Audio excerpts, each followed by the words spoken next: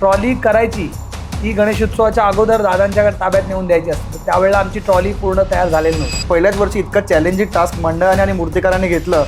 उपनगरातली उंच मूर्ती, तर यंदा महाराष्ट्रातली उंच मूर्ती. आगमन असायचं की नसायचं? उंच मूर्ती असतेच, पण त्याचसोबत आपलं विसर्जन. मग आपल्या मूर्त्या ह्या आधीपासून इतकं उंच असायच्या की आता नंतर सुरू झाल्या?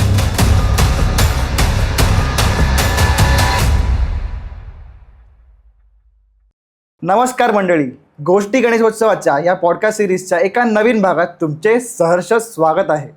आजचा एपिसोड स्पेशल आहे, कारण भव्य मूर्ती या शब्दाला शोभेल अशी गणरायाची सुंदर मूर्ती असणारं मंडळ म्हणजेच साकीनाक्याच्या महाराज मंडळाचे अध्यक्ष श्री जितू गायकवाड आज आपल्यासोबत आहेत.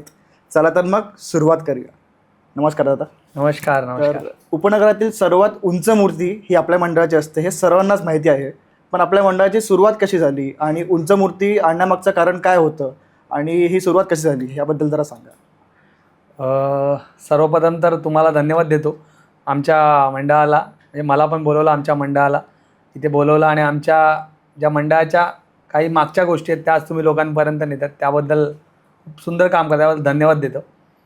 आणि सुरुवात अशी झाली की एक राजेंद्र क्षीरसागर म्हणून होते, कोकणातले होते. कोकण गणेश उत्सव म्हणजे कोकणातलं असं. ते आमच्या इथे राहायला होते. तर सुरुवात त्यांच्यापासून झाली आमच्या मंडळाची. तर ते फाउंडर मेंबरमध्येच आहेत, आता ते नाही आहेत नाहीत, पण त्यावेळेला त्यांनी एक छोटंसं मंडळ म्हणून एक छोटी गणपती बाप्पांची मूर्ती स्थापन करून माझ्या काका, माझे पुढचे आमच्या अगोदरची जनरेशन जी होती त्यांना घेऊन, सगळ्यांना सोबत घेऊन सुरुवात केली होती. मग तिथून ती सुरुवात झाली. मग कालांतराने पुढच्या पिढीने, कालांतराने आमच्या लोकांनी आळगम आज साकीनाका महाराजा म्हणून गणेश भक्तांच्या समोर आहे. बरं, मग आपल्या मूर्त्या ह्या आधीपासून इतकं उंच असायच्या की आता नंतर सुरू झाल्या?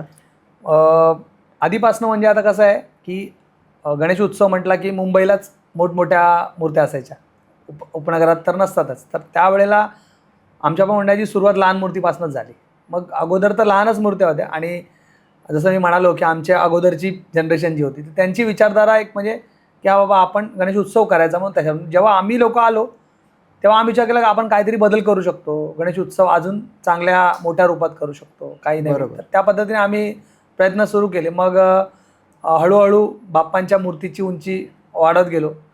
मग 2016पासून मग आम्ही मोठ्या मूर्त्या आणायला सुरुवात केली. अच्छा, हो.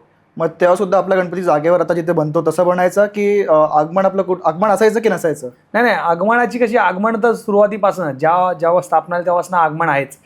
पण मुळात मोठा गणपती आणायचा म्हणजे वर्कशॉपला जावं लागेल, परेल वर्कशॉपला. बरोबर. मग आम्ही जेव्हा मोठा गणपती करायला ठरवला की बाबा आता आपण मोठा गणपती करूया, काहीतरी कन्सेप्ट वाईज आपण गणपती बाप्पाची नवीन रूपात मूर्ती आणू वगैरे, तर त्यावेळेला आम्ही मुंबईला मूर्तिकारांची भेट घ्यायला कार्यशाळेत गेलो. मग तिकडे अनेक मूर्तिकार होते, सगळ्यांना आम्ही भेटलो. पण मग तिथे एक नवीन मूर्तिकार म्हणून कुणाल दादांबरोबर ओळख झाली. कारखान्यामध्येच आम्हाला भेट करून दिली की अरे नवीन आहेत, म्हणजे खूप सुंदर आहे आणि जिद्दीने काहीतरी नवीन करा. आम्ही पण सगळे यंगस्टर्स होतो, दादा पण एका वयाचाच वाटला, तर बोललो चला. मग बॉन्डिंग झाली. मग दादाने आम्हाला संकल्पना दाखवली की आपण ह्या पद्धतीने करूया असं. तर एक त्या काळची गोष्ट मला आत्ताही आठवण आहे की 2016ला ज्या वेळेला आम्ही मोठी मूर्ती करायचं ठरवलं होतं, तर त्यावेळेला ट्रॉली वगैरे तर आम्ही सगळं तयारी केली होती. पण ट्रॉली करायची ती गणेशोत्सवाच्या अगोदर दादांच्या ताब्यात नेऊन द्यायची असते. तर त्यावेळेला आमची ट्रॉली पूर्ण तयार झालेली नव्हती. तर दादांनी आम्हाला संकल्पना समजवली की ट्रॉली अशी करावी लागेल, असं सगळं आम्ही काही आयडियाच नव्हती तेव्हा. हो, खरंच. मग ती विचार केली, इतर मंडळांकडनं आम्ही पण शिकलो का अशी ट्रॉली होईल सगळं. पण त्यावेळेला आम्हाला ट्रॉली तर आम्ही दादांना नंतर देणार, गणपती तर आत्ता करायचा आहे. मग त्यावेळेला कुठलाच मूर्तिकार तसा गणपती पाटावर करायला तयार नव्हता. मग त्यावेळेला कुणाल दादाचे कसे आम्हाला मूर्तिकार मिळाले की त्यांनी म्हणालं की नाही, मी पाटावर करेन आणि आपण करू, तू ट्रॉली या दिवशी घेऊन ये, पण त्याच्या अगोदर मी पाटावर गणपती बाप्पांची मूर्ती करेन. मग तेव्हापासून दादांबरोबर एक बॉन्ड झाला तयार. कारण त्यावेळेला सगळे मूर्तिकार पाटावर तर तशा गणपती ती संकल्पनाचा करायला तयारच नव्हते. बरोबर. आणि वेळ पण कमी होता. मग दादांनी होकार दिला. मग तेव्हापासून दादांबरोबर एक चांगला बॉन्ड झाला. मग तेव्हा आपल्या मूर्तीची उंची किती होती? सुरुवातीला जेव्हा आम्ही केली होती ना, त्यावेळेला ती 24 फुटाची गणपती बाप्पा असेल, पाटावर केलेली. हो, पाटावर केलेली. त्यावेळेला तो त्या कन्सेप्टमध्ये, आणि ते बॅलन्सिंग आहे पूर्ण. म्हणजे तुम्ही आमच्या सोशल मीडियाला वगैरे पाहू शकता. गरुडावर बसलेला गणपती बाप्पा आहे आपला. तर त्यावेळेला ते दादा ती संकल्पना आम्हाला दाखवली की आपण गरुडावर करूया आणि असं असं गणपती बाप्पाचं रूप असेल, स्केच वगैरे दादा सगळं दाखवलं. मग त्यावेळेला ती करायची तर पाटावर. जेव्हा पाटावर आलं तर दादा पण एक सेकंद थोडा स्तब्ध झाले की पाटावर करायचं, ट्रॉली कुठे आहे? नाही नाही आपण करू. मग दादांनी प्लॅनिंग केली की पाट असा असायला हवा आहे, तर आपण पाटावर करू शकतो. मग त्या पद्धतीने पाठ केला आणि गणपती बाप्पांची पण इच्छा होती की उपनगरात आपल्या मंडळात एक तसं रूप त्यांचं अगदीच. येऊ, म्हणून ते 100% आले.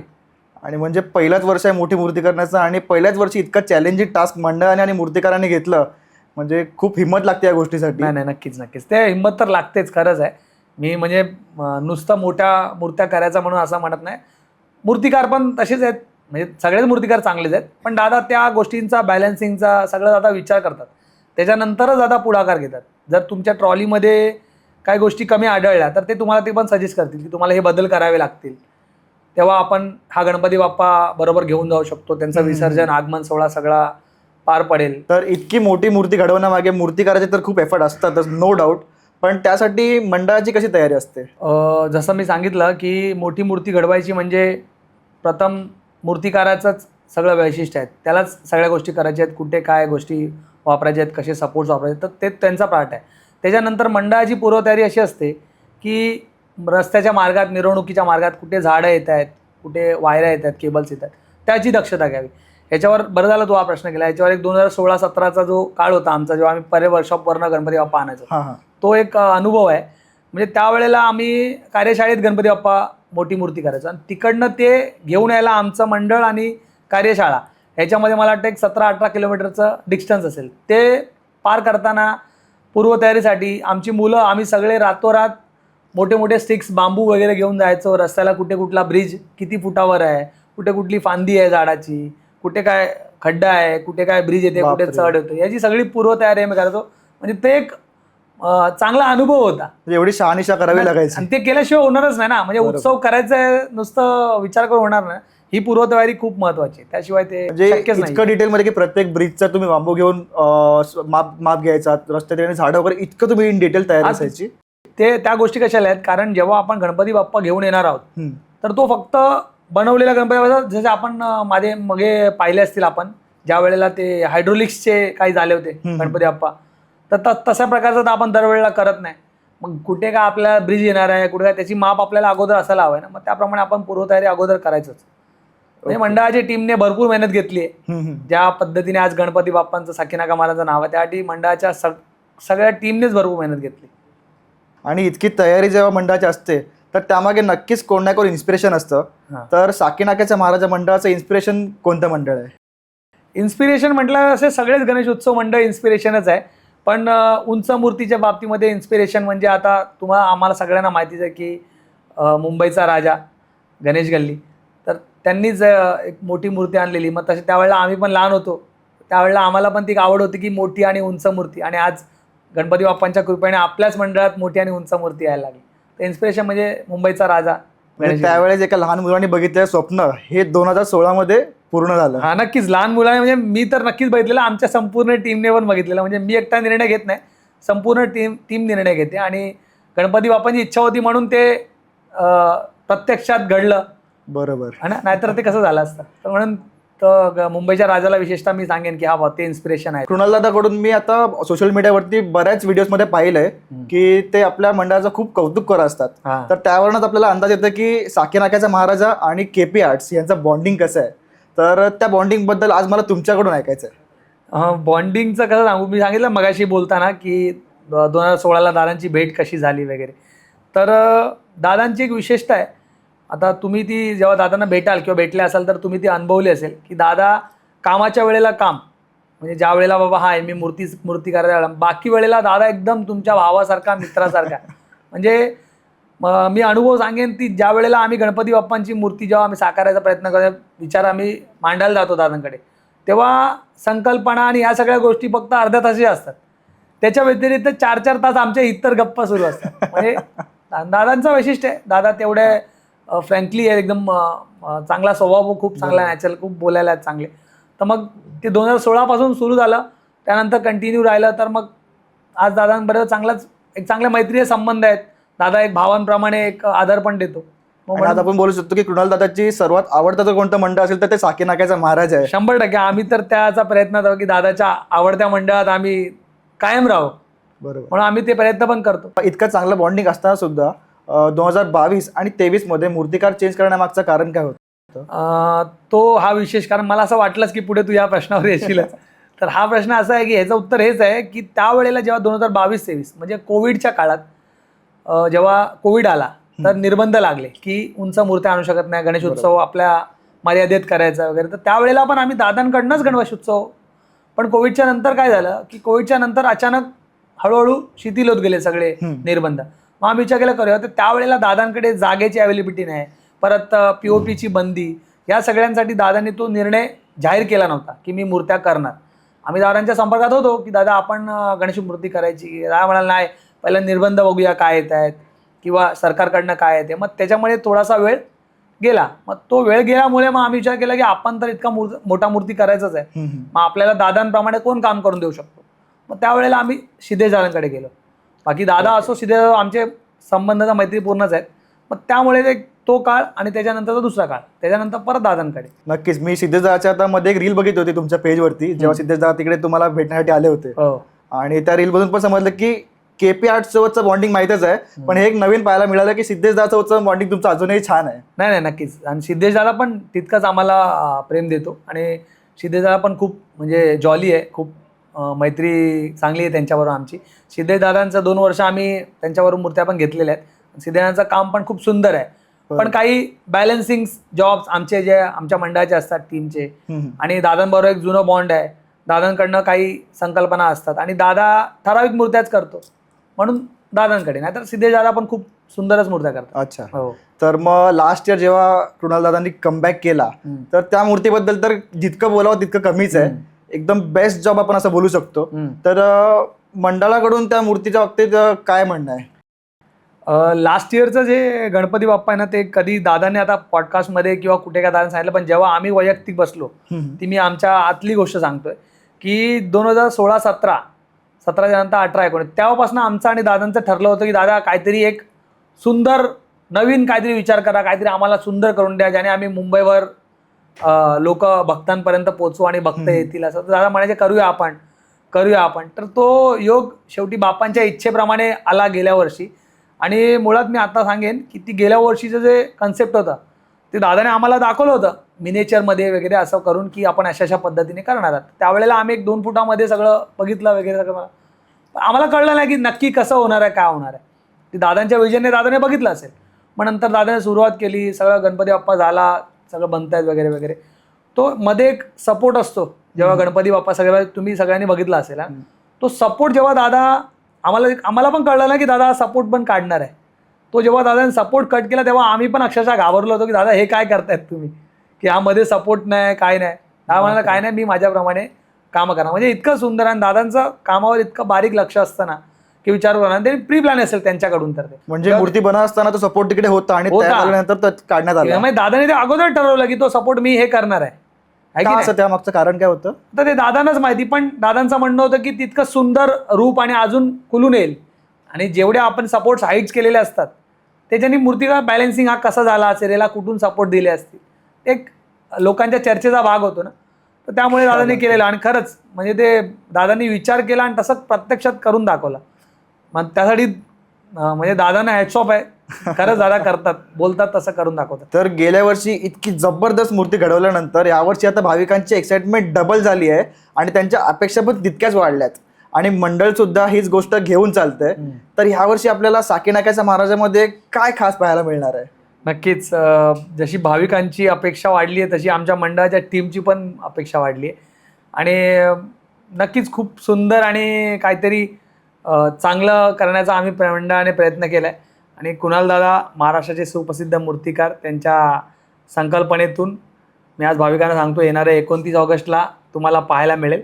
कारण आता मी रूपाबद्दल किंवा काय कॉन्सेप्टबद्दल तुम्हाला इथे रिव्हील करू शकत नाही. तर 29 ऑगस्टला दुपारी 1 वाजता साकीनाका महाराजा मंडपात सगळ्या भाविकांनी यावं आणि साकीनाका महाराजाचं 2026चं गोड रूप जे असेल ते दर्शन घ्यावं अशी मी सगळ्यांना विनंती करेन. आणि खरंच तर आमच्या मंडळाच्या टीमला पण इतकी एक्साइटमेंट आहे ना त्याबद्दल की यावर्षी. आणि दादांकडे एक विशेषता आहे, तुम्हाला मी आज या पॉडकास्टमध्ये सांगतोय की दादांकडे जेव्हा तुम्ही जाल ना तर दादा तुम्हाला एक अट ठेवतील की तुम्ही 4 लोक 3 लोक मंडळाची टीम आहे ठराविक, त्यांनाच दादा तो कन्सेप्ट दाखवणार. त्या लोकांनी तुमच्या मंडळाला एक्सप्लेन करायचं आहे. म्हणजे सगळ्यांसमोर दादा तो कन्सेप्ट रिव्हील करत नाही. म्हणजे जर तुला आणि मला दाखवलं तर आपल्या दोघांना सांगा की तुम्ही दोघांनीच बघायचं आहे, पुढच्या टीमला तुम्ही काय एक्सप्लेन करायचं ते करा, आणि होकार आहे की नाही आहे की काय आहे काय बदल आहे ते तुम्हीच मला सांगायचं. म्हणजे दादांची एवढी अशी म्हणजे ती पॉलिसीच आहे समजा की दादा मूर्ती जेव्हा घडवणार पण तेव्हा पण मंडळाला सांगणार की मला हीच लोक मंडळात हवी आहेत, याच्या व्यतिरिक्त कोणीही आतमध्ये येणार नाही. ऍक्च्युली ते बरोबर आहे, कारण 10 लोकांचं वेगवेगळं ओपिनियन असतं, म्हणजे मूर्तिकाराला हवंय ती गोष्ट बदलते. नाही नक्कीच. आणि पण दादाच्या बाबतीत तसं नाहीये, तुम्ही मग दादाने ऍडवाइस करू शकत नाही की आम्हाला हे हवं आहे. दादांनी अगोदर ठरवलेलं असतं की या पद्धतीने काम होणार आणि असं होणार, मग ते त्यांच्या पद्धतीनेच काम करणार. आणि विशेष जर तू सांगितलं तसं त्यामुळे दादा कोणाला बोलवत नसतील, पण त्यांच्याप्रमाणे पण त्यांनी जे तुम्हाला दाखवलंय ते ॲक्च्युअलमध्ये करून दाखवतील. इतका विश्वास तुम्हाला जेव्हा त्यांच्याकडनं गणपती पूर्ण झाला त्यानंतर तुम्हाला नक्कीच जाणवेल की जे दाखवलं होतं तसंच प्रत्यक्षात रूप घडवलं. म्हणजे एखादा मिनिएचर 2 फुटाचा असतो आणि त्या 2 फुटाच्या मिनिएचरला 35-40 फुटामध्ये घडवायचं, तर त्यावेळेला त्याचे मेजरमेंट्स, त्याचे हात, बाप्पांची सोंड, बाप्पांचा फेस, तर त्या सगळ्या गोष्टी कट टू कट मतलब मेजरमेंटमध्ये असतात. बरोबर. खूप सुंदर दादांची ती गोष्ट एक आहे नक्कीच. एक्झॅक्टली. आणि आपलं हा टॅग तर आहेच, उपनगरातील सर्वात उंच मूर्ती. तर यावेळेस आपण याच्या पुढे अजून काही जाणार आहोत का? तर उपनगरातील उंच मूर्ती म्हणजे असं काय आम्ही काय कुणा मंडळाबरोबर स्पर्धा तर करत नाहीये की उंच मूर्ती, हे तर भाविकांनी आणि भक्तांनी सगळ्यांनी उंच मूर्ती उंच म्हणून टॅग दिली आणि ते मंडळाने आता जोडून घेतलंय. तर तसंच मी तुमच्या माध्यमातून आज इतकं सांगेन की उपनगरातली उंच मूर्ती तर यंदा महाराष्ट्रातली उंच मूर्ती असं काहीतरी लोकांना बघायला भेटेल. क्या बात आहे, बाप रे. म्हणजे महाराष्ट्रातली सर्वात उंच मूर्ती असणार आहे आपली. बट मला एक मंडळाचं कौतुक करायचं आहे की उंच मूर्ती असतेच, पण त्याचसोबत आपलं विसर्जन सुद्धा खूप सुंदर पद्धतीने केलं जातं. तर त्या विसर्जनच्या प्रोसेसबद्दल काहीतरी सांगा. नाही, हे विशेषतः आहे. हे मी म्हणजे कुठल्या मंडळाला काय असं त्यांच्यावर गालगोट लागणार असं काय बोलत नाही, फक्त एवढं सांगतोय की मोठ्या मूर्त्या करायच्या म्हणून आमच्या मंडळाने फक्त ठरवलं की मोठ्या मूर्त्या करायच्या. मोठ्या मूर्त्या करण्याच्या मागे आम्ही विशेषतः तोच विचार केला की ज्या वेळेला आपण विसर्जनाला जाऊ तर विसर्जन किती त्याचं शिस्तबद्ध, त्याचा किती पद्धतशीर करू शकू, त्याची अवहेलना होणार नाही, विल्हेवाट लागणार नाही किंवा कोणताही चुकीचा मेसेज. सोशल मीडिया आहे आज, जेव्हा मोठा मूर्ती होतो तेव्हा मी पण माझ्या व्हिडिओच्या खाली कमेंट्समध्ये वाचतो की कशाला मोठ्या मूर्त्या करता विसर्जन. मग त्या कमेंट्स करणारा विशेष सांगतोय की तुम्ही साकीनाका महाराजाच्या विसर्जन सोहळ्याला या, मी आमंत्रित करतोय. आणि विसर्जनाचं तुम्ही स्वरूप पहा की किती सुंदर, म्हणजे अक्षरशः मनाला तुम्ही भारावून जाल की असं विसर्जन व्हायला हवं. इतकं शिस्तबद्ध आणि सुंदर, कुठलंही ढकलण्याचं कशी पद्धत नाही किंवा एकदम सुंदर, आणि त्या तळ्यामध्ये सुखरूप विसर्जन होतं. त्यामुळे पोलीस प्रशासन, महानगरपालिका अनेकांनी आम्हाला म्हणजे अनेक वेळा आम्हाला सन्मानित सुद्धा केलेलं आहे की सुंदर तुम्ही करता. तर त्या गोष्टी आहे विशेषतः. उंच मूर्ती फक्त उंच मूर्ती नाही, विसर्जन पण सुखरूप आणि शिस्तबद्ध असतं. बरोबर. तर आता आपण इतकं वेळ मूर्तिकार आणि मूर्तीबद्दल बोललो, तर आता मला थोडं मंडळाच्या बाबतीत बोलायचं आहे की जेव्हा मी आपल्याकडे दर्शनाला येतो तर तेव्हा एक स्लोगन मी पाहिलं आहे की हिंदू स्वर आहे. तर त्यामागचं म्हणजे तुमचं तसं स्लोगन लावण्यामागचं तुमचं रिझन काय आहे? ह्या स्लोगनची सुरुवात अशी झाली होती की एक बिल आला होता, त्या बिलाला अनेक लोकांनी विरोध केला होता. म्हणजे मी असं कोणाला दोष देत नाही, ज्याची त्याची मानसिकता, ज्याला वाटतं याला सपोर्ट करायचं, याला सपोर्ट नाही करायचं. तर त्यावेळेला आम्ही बघितलं होतं की आज हिंदुस्थान, आपण याला हिंदुस्थान म्हणतो, भारतासारख्या देशामध्ये अशी परिस्थिती आली आहे की एका विशिष्ट समाजापुढे आपण या सगळ्या गोष्टी करतोय आणि आपल्याला मेल्स करावे लागतात की हा बिल पास होऊ. तर अशी परिस्थिती आली. म्हणजे आपला जो हिंदू समाज आहे, बघायला गेला तर हिंदू परंपरा खूप जुनी आहे. बरोबर. तर हा हिंदू समाज हा इतका म्हणजे झोपलेला आहे की त्याला जागृत करावं लागतं.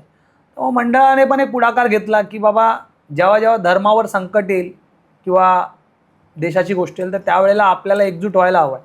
तर ते एकजूट करण्याच्या दिशेने एक पाऊल उचललं आणि आपण सांगितलं की जे लोक येतील इथे भाविक ते वाचतील आणि नक्की विचार करतील थोडा तरी घरी जाऊन की हिंदू सोहरा आहे हे का लिहिलं आहे मंडळाने, बाबा ह्याच्या मागे इंटेन्शन काय आहे. तर मग त्यावेळेला आम्हाला पण तिथे भरपूर लोक विचारतात की कृपया शांती बनाए रखिए, हिंदू अभिच सोर आहे.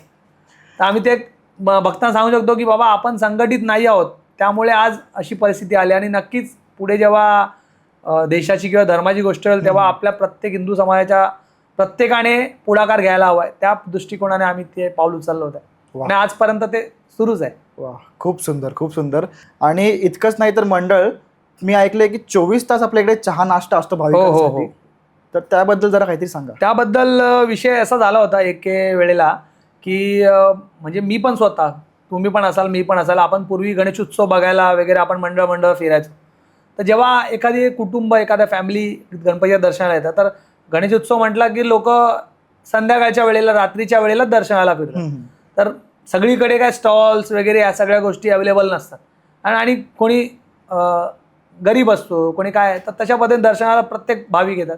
मग त्यावेळेला आम्ही एक गोष्ट अनुभवली की ज्या वेळेला एखादं कुटुंब आपल्या परिवाराला घेऊन येतं दर्शनाला, मग रात्रीच्या वेळी ते आपल्या दर्शनाला येतात. दर्शन करून झाल्यानंतर त्यांना रात्री जेवणाची, खाण्याची सोय नसते. तर याच्या मागे आपण काय पुढाकार घेऊ शकतो, तो दृष्टिकोन मंडळाने लक्षात घेतला. आणि मग आपण त्यावरून सुरुवात केली की आपल्याकडे दररोज जितके भाविक येतील त्यांना आपण जेवण, तर आता सध्या नाही, पण आपण अल्पाहार करू शकतो. म्हणून आम्ही पोहे, चहा नाश्ता वगैरे सुरू केला की प्रत्येक भाविक जो येईल त्याच्यासाठी 24 तास सुरू राहील ते पोहे आणि चहा नाश्ता वगैरे. मग तेव्हापासून ती सुरुवात झाली. आणि विशेषतः या पोहे नाश्त्यामुळे मी आता तुमच्या माध्यमातून सगळ्या भाविकांना पण सांगेन की ते करण्याच्या मागे उद्दिष्ट तर आमच्या मंडळाचं होतंच, पण आमची जी मंडळाची टीम आहे त्याचं विशेष आभार आहे.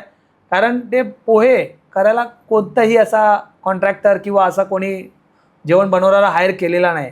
ती पूर्ण पोहे बनवायचं काम आमच्या मंडळाची टीम, म्हणजे त्यांच्या घरचे, इवन माझ्या वहिनी किंवा अजून माझ्या घरच्या, माझ्या मिसेस, जॅक झाल्या, जॅकच्या घरचे, परत आमचे इतर मंडळाचे सगळे पदाधिकारी, त्यांच्या घरचे, प्रत्येकजण, म्हणजे तिकडचं महिला मंडळ आहे ना, ते सुद्धा आम्हाला ते पोह्यासाठी जे आपले कांदे लागतात ते कापायला मदत करतात. तर ते मग एक चांगलं आपुलकीचं वातावरण निर्माण होतं आणि एक सेवेच्या भावाने आपण सुरुवात केली. तर विशेषतः त्यासाठी आम्ही मंडळाच्या टीमचे मी विशेष आभार मानेन की त्यांच्याशिवाय हे शक्य नाही. तर ते त्यांनी केलं आणि गणपती बाप्पांनी पण आम्हाला हातभार लावला आणि आम्ही आज करू शकतोय. म्हणजे खूप चांगली गोष्ट आहे. आपण एखाद्याच्या घरी गणपती जातो तेव्हा आपल्याला ते स्वतःच्या हाताने बनवलेला नैवेद्य किंवा प्रसाद देतात. तसंच इथे मंडळाचा गणपती आहे असं समजत नाही लोक, तर मंडळाचे लोक आपला गणपती समजून इतकं ते करतात. 24 तास सुद्धा चालू असते सेवा. आणि मी बाप्पाच्या चरणी एकच प्रार्थना करेन की आता आपण नाश्ता वाटप करत आहोत 24 तास, पुढे जाऊन हीच गोष्ट आता जेवणावर येऊ दे. नाही, नक्कीच गणपती बाप्पांच्या चरणी आमची पण ती प्रार्थना आहे की आम्ही अजून कोणती सेवा जास्तीत जास्त करू शकतो. आणि विशेषतः एक मी गोष्टीकडे यावर्षी लक्ष देऊन तुम्हाला सगळ्यांना सांगू इच्छितो की यावर्षी मंडळाने आमच्या एक विशेष धोरण घेतलं हातात की आपण काहीतरी नवीन करू. तर त्यामुळे आम्ही यावेळेला टी शर्ट्स जे आमचे लॉन्च केले, तर टी शर्ट्स बरोबर आम्ही विचार केला होता की एक टी शर्ट एक झाड, ही संकल्पना आम्ही सुरुवात केली यावर्षी. म्हणजे जितके मंडळाचे आमचे टी शर्ट्स जातील तितक्या टी शर्ट्सच्या ऐवजी आम्ही तितके झाड आम्ही वृक्षारोपण करू, तितके झाड आम्ही लावू, निसर्गाला सपोर्ट म्हणून. त्या गोष्टीचं आम्ही एक पाऊल उचललेलं आहे. बघू कितपत याला आता सपोर्ट मिळेल. नक्कीच छान प्रतिसाद मिळेल याला पण. हो. आणि आता माझा शेवटचा प्रश्न असा आहे की यावर्षी आपलं आगमनाचं जे लोकेशन आहे ती चेंज झाली आहे. तर भाविकांना त्याबद्दल एक प्रॉपर माहिती द्या की कुठे यायचं, किती वाजता यायचं. हो, नक्कीच. तर साकीनाक्याचा महाराजा 2026 29 ऑगस्टला दुपारी 1 वाजता साकीनाका महाराजा जेथे विराजमान होतात, ज्या मंडपात जे त्यांचे आपण दर्शन करतो, त्यांची सेवा करतो, तिथून आगमनाला सुरुवात होणार आहे. आणि कारण ते मार्ग बदलायचं कारण पण आहे, कारण यावेळेला महाराजांचं रूप पण सुंदर आहे नक्कीच. तर ते पण विशेष कारण आहे. आणि काही अडीअडचणी आम्हाला, जसं कुठल्या झाडांच्या फांद्या वगैरे अशा येतात, तर त्या सगळ्या गोष्टींना आम्ही लक्ष केंद्रित करून आम्ही त्याविषयी हा निर्णय घेतला आहे. तर 29 ऑगस्टला आगमन होणार. साकीनाका मंडपपासून त्या आमच्या त्या विभागामध्ये सफेद पूल, जरीमरी त्या पट्ट्यामध्ये तेवढा आगमन सोहळा, मिरवणूक असेल. दुपारी 1 वाजता सगळ्या भाविकांना विनंती आहे, दरवर्षीप्रमाणे प्रचंड मोठ्या संख्येने महाराजांच्या दर्शनाला या. नक्कीच. तर तुमचा वेळ दिल्याबद्दल खूप खूप धन्यवाद. तर बोला गणपती बाप्पा मोरया मंगल मूर्ती मोरया साकीनाक्याच्या महाराजाचा विजय असो.